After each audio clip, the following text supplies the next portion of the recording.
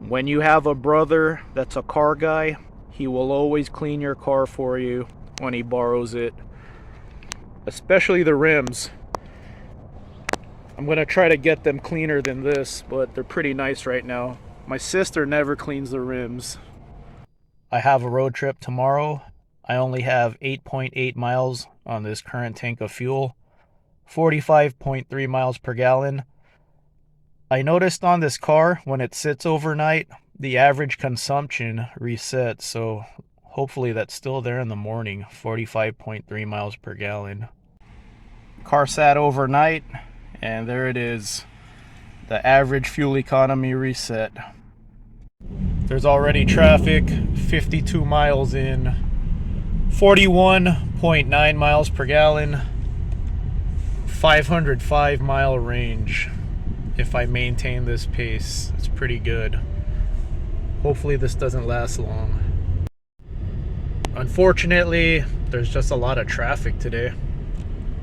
85 miles traveled, 8 from the top off yesterday, but I'm still at 41.3 miles per gallon, 520 miles of range. Look at the fuel gauge.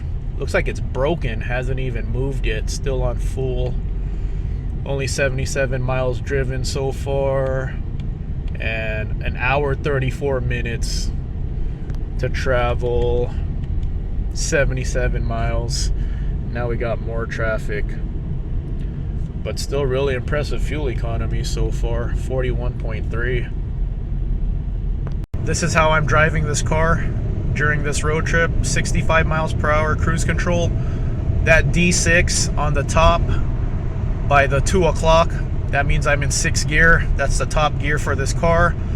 Just under 2,000 RPM, 41.6 miles per gallon. I think I could be at 45 right now if I didn't hit all that traffic. 14.5 gallon tank on this car. So if you're getting 40 miles per gallon, more than a 500 mile range. Fuel gauge, just barely off the full mark. And this says I have a 535 mile range left. Combine that with 103 miles, 630 mile range. If I maintain this pace, it's really good. Lots of traffic today. I'll go ahead and share the transmission on this car while we're sitting in traffic. D1 drive, 1st gear. If I accelerate a little bit, there you go, shift it into 2nd. Of course, it's just an automatic transmission, so D drive is your standard mode. And then when you look at the shifter, so you got drive, sport, and the manual mode will go down to sport. So there you go.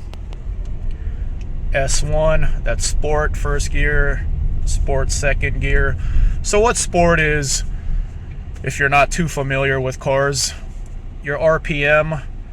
Sport will hold a lower gear, keep your RPMs higher than it does in drive. So higher RPMs means your car will accelerate better. So that's what the sport mode does. It wants to hold a lower gear longer, so you could be at a higher RPM as you drive. Of course, it's traffic right now, so you can't really drive at a high RPM right now. So that's sport. And then when we go back up to drive, if you move it over, that's manual mode. Plus is upshift, minus is downshift.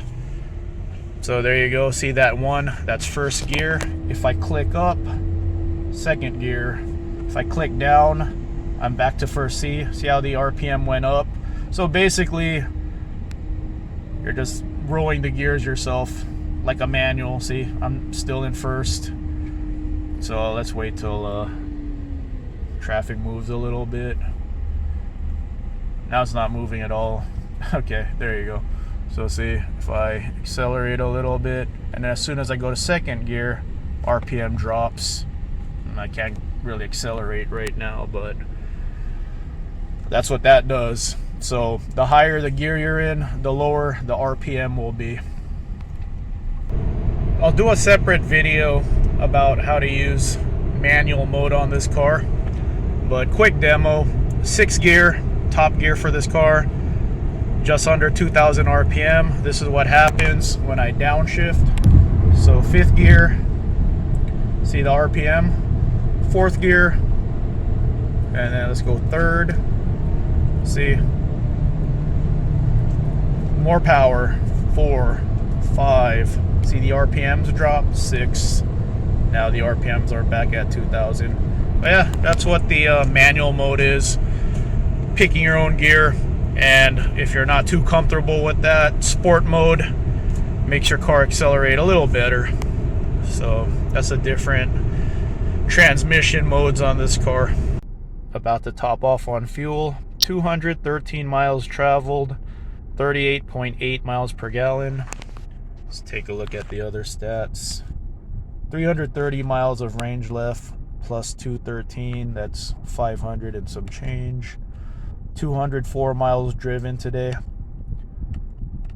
And here's the big one right here. 4 hours and 22 minutes of driving to get to 213 miles. So I sat in traffic a lot. There's the elevation, and this involved a mountain climb also. So I think I could have got 45 miles per gallon if I didn't hit any traffic. So let's go ahead and get some actual numbers. You could put 87 octane in this car, or 91. I know my sister puts 87. I put 91 to hopefully get better fuel economy and more power, since I'm going to do a review on this car. This is the fuel economy video. Next video will be a review. 5.232 gallons added.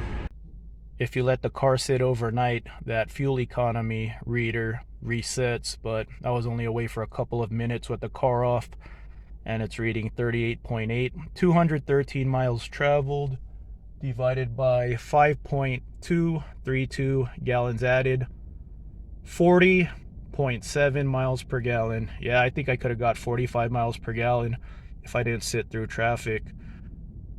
So I put premium in this car because I'm going to do acceleration videos, and I wanted to get the best fuel economy that I possibly can. Yeah, I know my sister puts 87 in this car, but since I'm borrowing it, I went ahead and put 91. That's great fuel economy. 40 mile per gallon car.